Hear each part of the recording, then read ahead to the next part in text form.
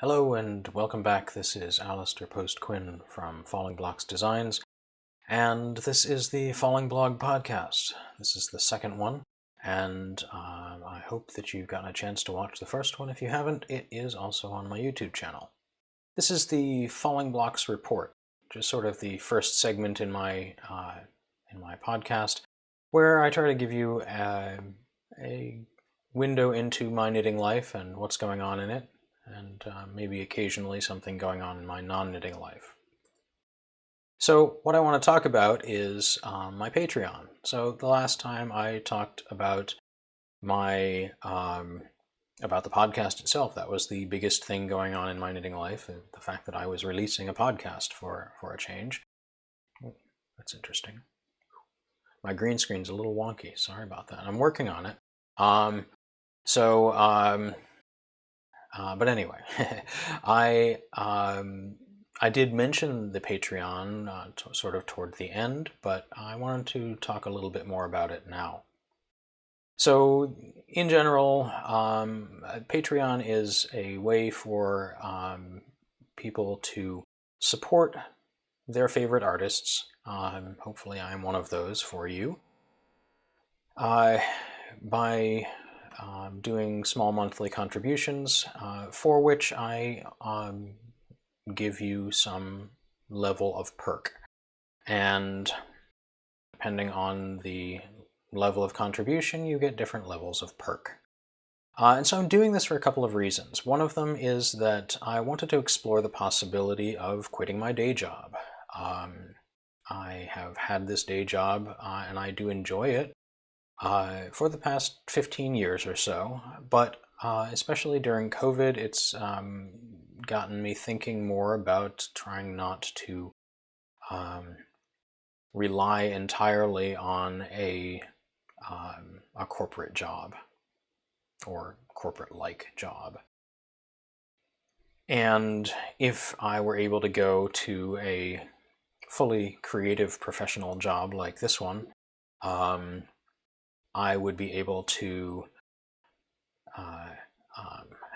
I'd be able to increase my creative output, and if I could do it in a way that supported itself without me having to take on a lot of new contracts, submit to a lot of magazines, teach a lot more workshops, I'd be able to do it on my own terms. And that's the idea behind the Patreon, that you want to see me do more of what I'm already doing.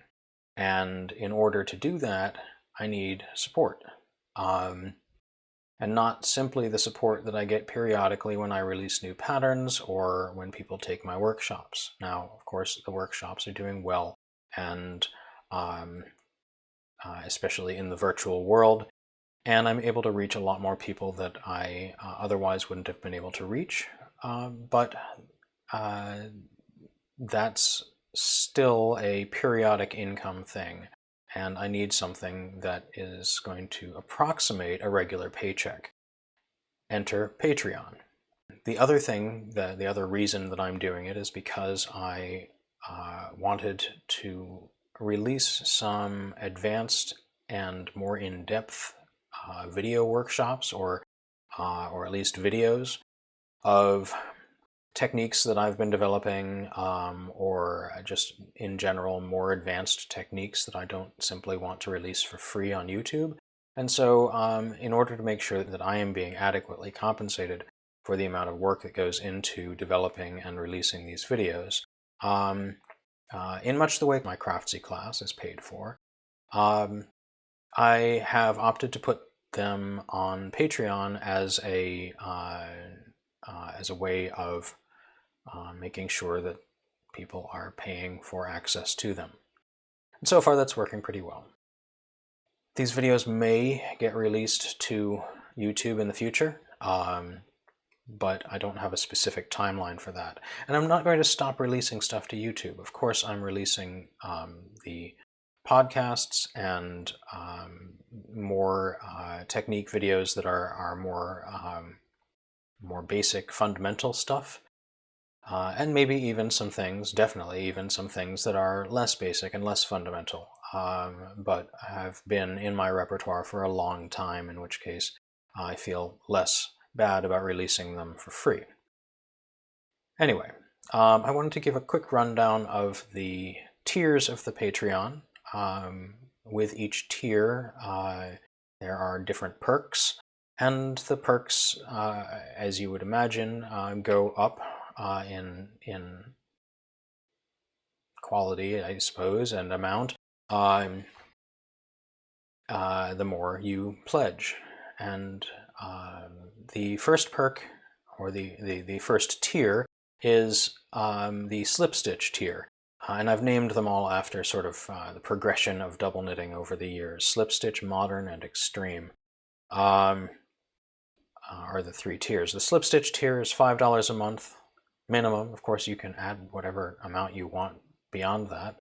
But $5 a month minimum gets you access to any pattern or book that I release in digital format while you are a member. So as long as you are a paid member of that tier on Patreon, you will get anything that is released after you have joined. The second tier, the modern tier, is $15 a month, and it gets everything that the slip stitch tier gets, as well as access to that video library I mentioned. The third tier, the extreme tier, gets everything that was in the other two tiers, plus it gets you access to me personally, which means that you can actually make an appointment with me on Zoom, and for 20 minutes you've got me to help you with a design issue, or help you with a pattern that you're trying to understand, or help you with a technique. Anything within reason that I can do for you. It also gives you a free workshop with me from my building blocks collection of workshops that are the workshops that I run myself, as opposed to the ones through Stitches or Vogue or whoever else. These are the workshops that I run on my own on a sliding scale fee. This sliding scale fee is lower than the monthly $35 a month extreme tier fee. So I figured that at the very least I ought to offer you a space in one of those workshops per month as you like. So those are the three tiers of the Patreon. I don't love begging for money, so I'm not going to harp on it a lot, but I am going to try to make sure that people know about it and that it is an option for ways of interacting with me and my creative work. So if you do join me there, thank you so much for your support. But even if you don't, watching my podcasts, sharing my podcasts, it's all a good way to interact with me and help me out as a creative professional. So thank you very much. This is the segment where I get to show you what's on my needles. And I'm going to switch modes here to a mode where you can see both me, still in picture, but more importantly, you can see my hands. But most importantly, you can see the stuff in my hands that I want to show you. Now, this little piece you may remember from the last podcast. It is sort of a test of a concept. The idea was that I am doing reverse double knitting, so I've got pearls on the outside, but I do a color change between backgrounds. And then I do a cable in the middle of each section that's in an opposite color, but also in standard double knitting, so that it pops the best. But then as it moves across that border between the two sections, it changes color. So that's what I was playing with in preparation for the metal hat. So this hat is one of the 5 elements in the Wuxing 5 Elements collection. It's the third one, and that little swatch may not really show you all that much about what I mean by metal, but this might. So all of these hats use this droplet form, and I'll show the other hats in a minute, but I wanted to show you, more importantly, what I've decided to do with the metal concept. Now, one of the things that that shows off metal here, and I don't know if you can really see it. I did show a little piece of it in the previous podcast, but maybe this is a little bit more visible. You can see the sparkles throughout this. Both of the yarns, these are both from Fierce Fibers, are using this Lurex element, which makes them sparkly. And it doesn't seem to shed very much like you might expect a tinsel kind of thing to do, but it is definitely showing off that metallic nature. So what I wanted to do was originally something radically different from this, but in the end what I settled on was a combination of textured double knitting, where I have a background of two different colors here butting up next to each other, same as in that little swatch. But then I've got a third background where I'm doing marled double knitting, or I should more accurately say marling with double knitting, because this isn't actually double knitting at all. The other layer looks very much the same. Of course, the droplet is in a different shape, or sorry, it is in a different color. But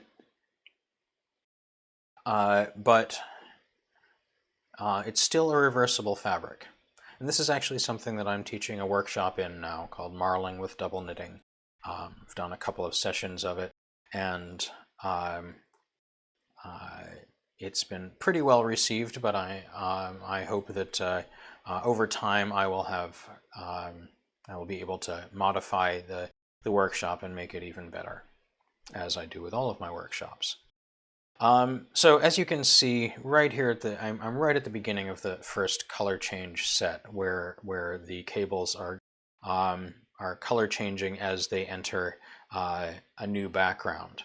But you'll notice that not all the cables are doing that.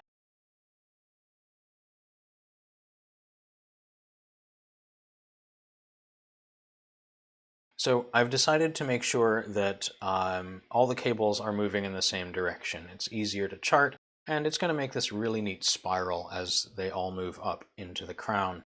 But as you'll see, not all the cables are going to change color as they go, because this cable starts off against a dark background on this layer anyway, and so it's a light cable, and that's fine. And when it crosses over into the marled section, it doesn't need to change color.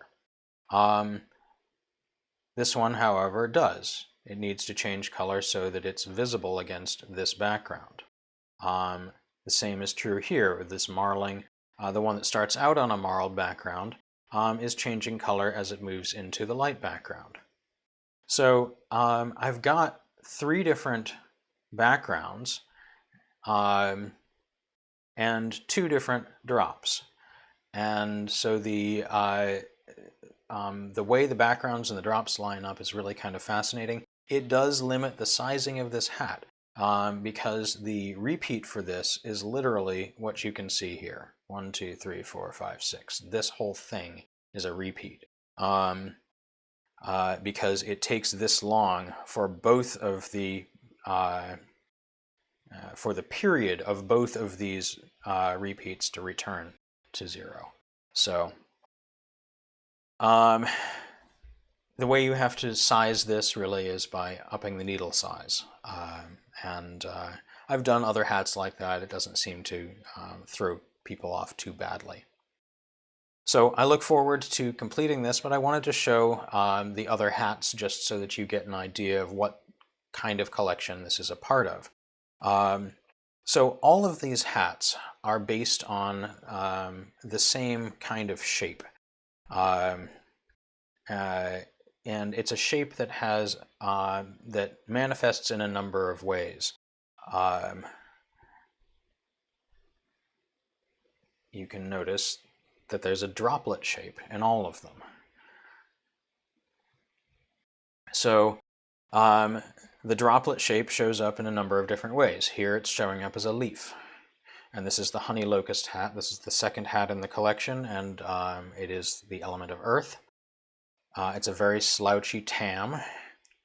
Starts off with just some simple decreases in the standard double knitting sections, some increases along the edges here, and then moves up into the stems, and then eventually the leaves sprout out.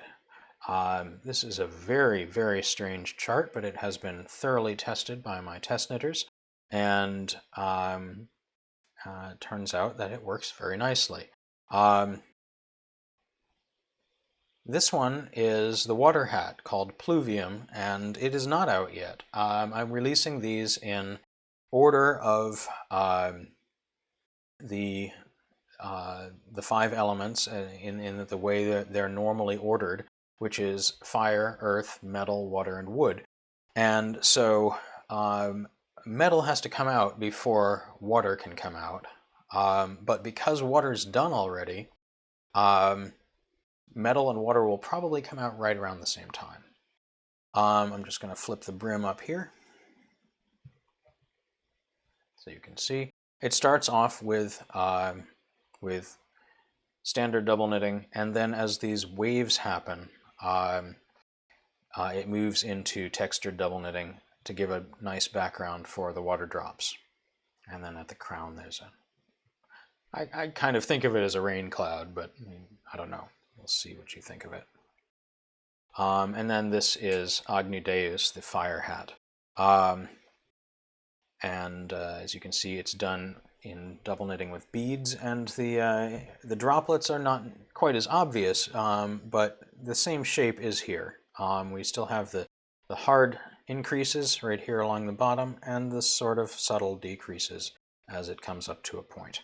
The shape is still there. I'm just drawing the graphic elements a little differently. And then in the middle here, I'm adding beads. And just to show the other side, the beads are in an opposite color. This one will be called Spinneret, I believe, which is a reference to an old sci-fi story that I read in Analog years and years and years ago. And if you get the reference, good for you.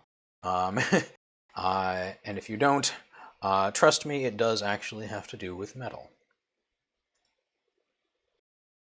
So this has been what's on my needles, and I hope to have more interesting stuff to show you next time. This hat most likely will be finished by that point, and I'll be able to show you the completed version.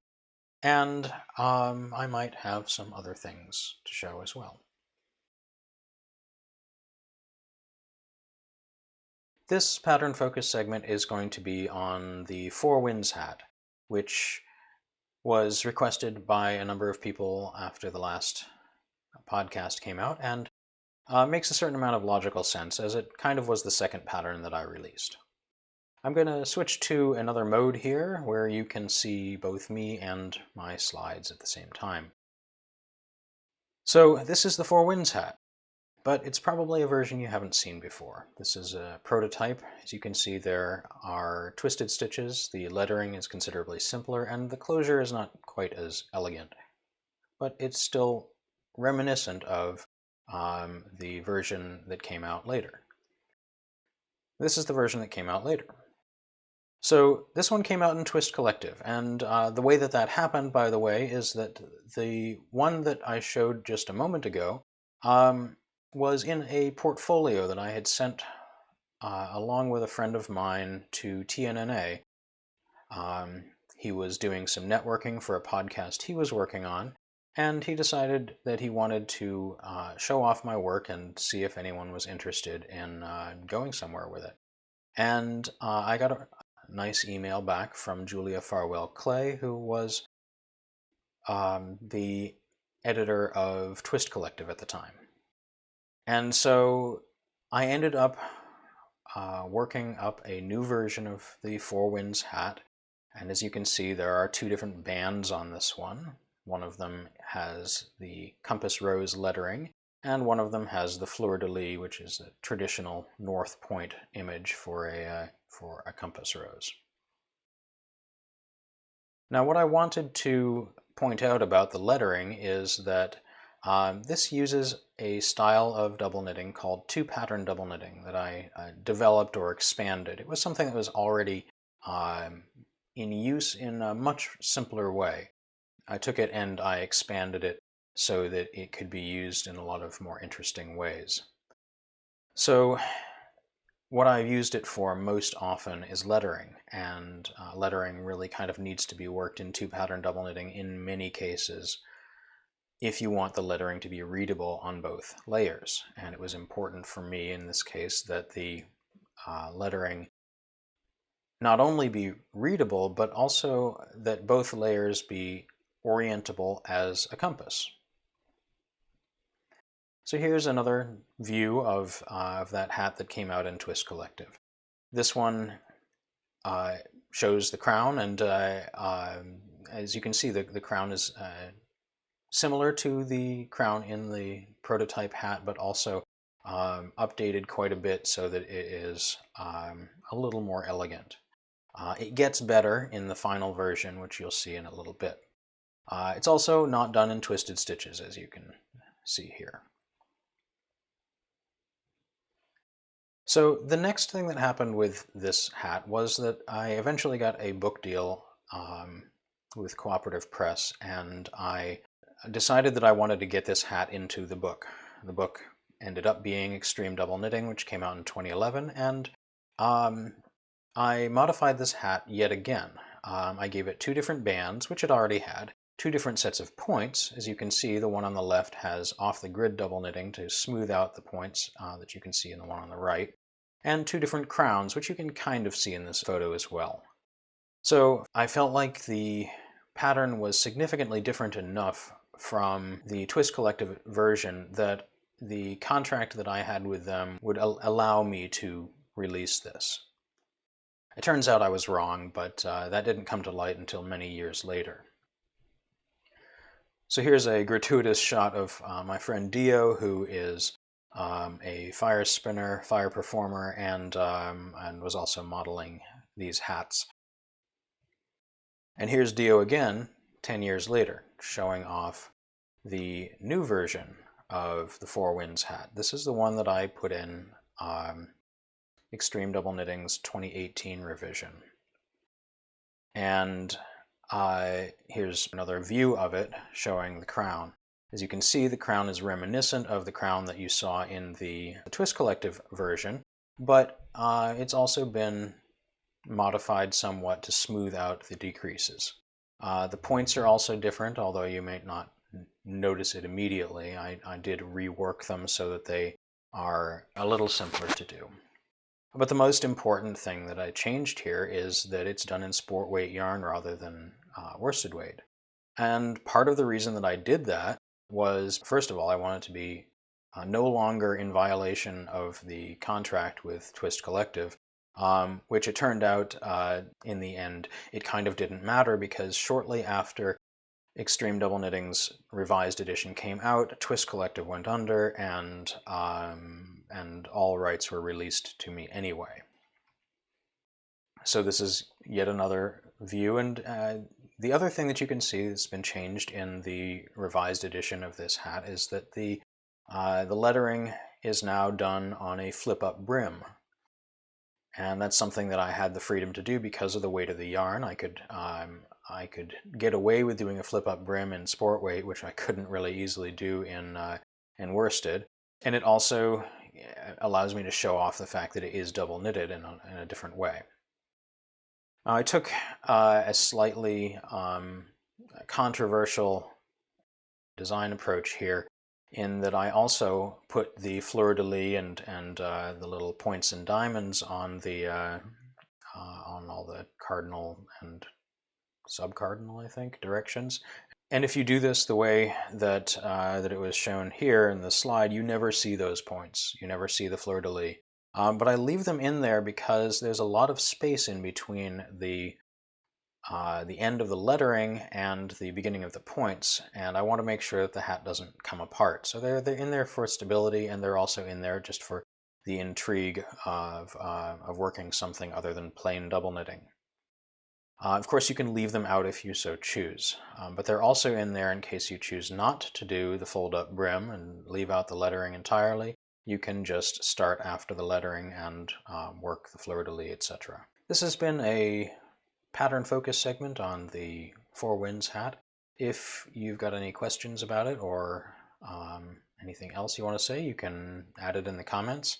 If you've got any ideas for what you'd like me to do in future pattern focus segments, any other patterns of mine that you want me to tell the story of, please feel free to mention that.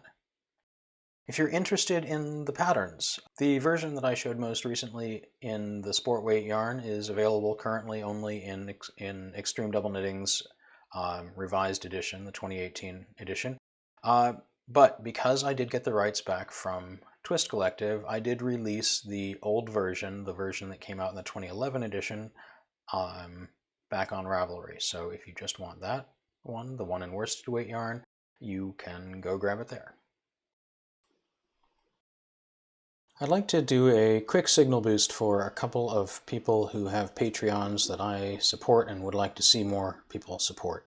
In future, I think what I'm going to be doing for these signal boost segments is coordinating with the people for whom I'm signal boosting so that I can make sure I'm boosting the things that they want boosted and not boosting the things they don't want boosted. But for people who have Patreons, I figure that the least I can do is point people to the Patreons and say why I think that people ought to check them out. So the very first one that I want to do this for is Tania Richter, aka Etherfang on Patreon and Ravelry. She's a double knitting designer with an aesthetic, as you can see, that's quite different from mine, highly graphical, and yet still just two colors and regular reversible double knitting. So while it's a lot of chart following, the patterns are not typically all that difficult. She is doing a Patreon to show off stuff that she's doing behind the scenes, and also to help get her some extra support in the difficulties she's been having with the new Ravelry interface. Since that interface went live, she and, from what I understand, 7 to 8% of users of Ravelry have had migraines and seizures and other visual difficulties with the site that make it next to impossible to continue using it. Tania is definitely one of those people, and also one who uses Ravelry as really her main income source. So she's working on continuing that, but with help, but also looking to other income sources. So she's an incredible artist and definitely worth checking out. Go take a look at her Patreon and also her Ravelry page, although I feel it's a little disingenuous of me to say you should go check that out, given that Ravelry is kind of the source of her problems at the moment. Still, the source of a lot of her income and the place where you can get the vast majority of her many gorgeous patterns. The other one that I want to highlight is somebody from a completely different facet of my life, not knitting related at all, but actually folk singing related. So, as you may probably not know, I come from a very musical family, although I myself have lapsed quite a bit in my musicality, and I'm only just recently getting back into it. As I've been finding interesting things going on in the folk music scene, I have stumbled across a person doing something really interesting to address the rampant sexism in folk music, considering that folk music has been around for a long time, and many of the songs were written during times when racism and sexism were the norm. Not to say that they're not now, but at least right now we are working on seeing it and dealing with it. A lot of the young singers are finding interesting ways to do that with old folk songs, changing lyrics, omitting verses, and in one case, probably in more than one case, but in the case that I wanted to point out now, doing a series of answer songs. So these are songs where the subject of a well-known song, who is typically a woman and getting the short end of the stick in the song, gets to sing back an answer from their point of view. And so this singer, Alicia, has been doing an anthology of these answer songs, which she is writing, to respond to songs that she thinks deserve a response. If this is something that you are in any way interested in, I highly recommend checking out her work and joining her Patreon. It's patreon.com/answersonganthology. This is also a good place for me to mention that I'm going to be changing up my YouTube channel a little bit. This channel is safe, but I have another channel, my personal channel, which you may have come here through. And I'll put a link down in the comments, but if you are following me on my old channel, know that the content of that channel is going to be changing radically very soon. I'm going to be removing all of the knitting content from that channel. It's all duplicated over here, but then I'm going to be dropping in more other content, possibly cat content and folk singing content, other stuff that I'm working on creating. So it's going to be a very different channel, and all the knitting stuff is going to be here, and all of the other stuff is going to be over there. The last segment here is going to be Technique of the Month, and I'm going to do a series of videos that I shot back in 2016 while I was working on my book Double or Nothing. One of the things that I did in that book was I offered sort of pointers on how to do double knitting in English style, in continental style, and in my own unusual style. And I took videos on each of those. They're okay. Keep in mind that I am not naturally an English or a continental knitter, and so they may look a little bit rough, but the hope is that you will be able to, as an existing English or continental knitter, learn something that will help you get better as a double knitter. There are very likely other videos like these out in the world. This one just is to show the three techniques side by side to compare and contrast. So I hope it's useful to you. It'll come out on YouTube on its own soon, but it comes out here first. That's the plan. The first method is going to be English double knitting. So we're going to take our needle and put it into the first stitch. And we're going to take the topmost yarn and make a knit stitch with it. And we're going to bring both yarns forward, and you can see that the two yarns want to lie so that the next color that we're going to be using is the bottommost color. So we're going to insert the needle to purl, and then I'm going to finish that purl stitch. I'll do one more pair here, just so that you can see that again. There we go. You can see this is not my natural way of doing things, but I'm sure if you are an English knitter, this will help you visualize things a little better for yourself.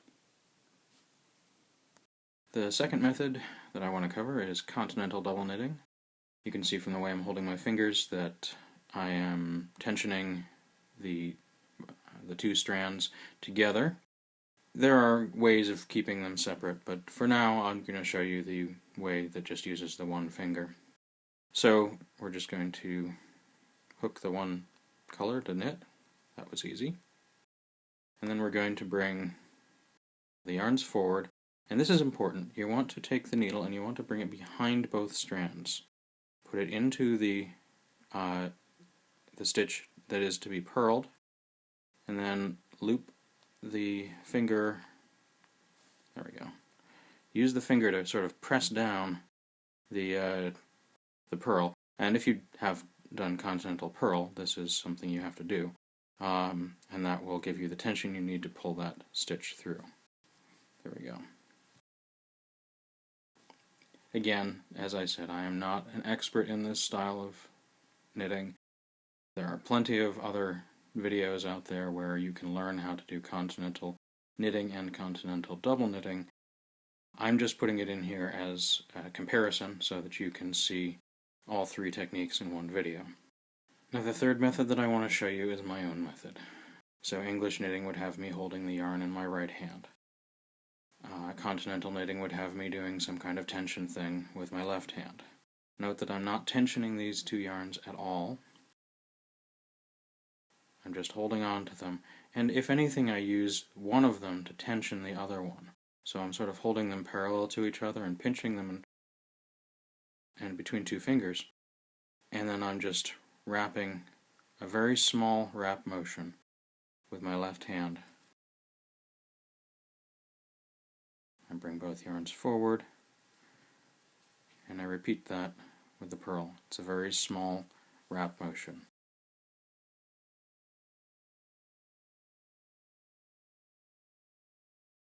All of these will give you the exact same fabric. It is really up to you as far as what you prefer. I really feel that you do not have to relearn how to knit in order to learn how to double knit. Thank you for watching my second podcast. I hope that you've enjoyed it, found it interesting or useful or something. I am going to do my best to get these out once a month. It's not a 100% set schedule yet. I have been working on upgrading the technology a little bit. As you can see, I've got a background, although it's a little bit, granular as I move around. I'm going to try to get it a little better and see if I can make it look a little more professional. It's a little better than last time, and that's what counts. So, tune in, stay tuned to my YouTube channel, and you'll get notifications when new stuff comes out, whether it's these podcasts or other things. This has been Alasdair Post-Quinn from Fallingblox Designs. This is the Fallingblog Podcast. Thank you so much for watching, and I'll see you next time.